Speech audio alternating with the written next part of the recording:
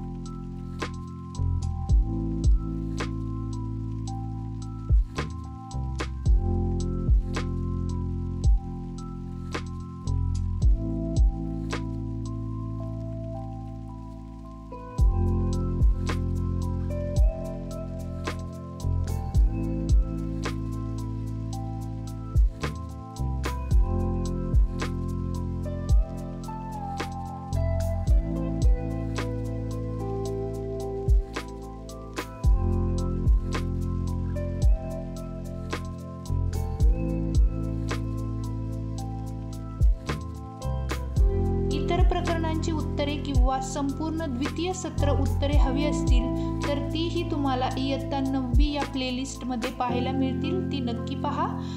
Video शेवटपर्यंत पाहिला त्याबद्दल धन्यवाद। परत भेटू अशाच नवीन व्हिडिओमध्ये। तोपर्यंत आपल्या स्टडी टाइम या यूट्यूब चॅनलला नक्की सबस्क्राईब करा, एक लाईक करा आणि तुम्हाला कोणत्या विषयाचा स्वाध्याय हवा आहे हे आम्हाला कमेंट करून नक्की सांगा। धन्यवाद।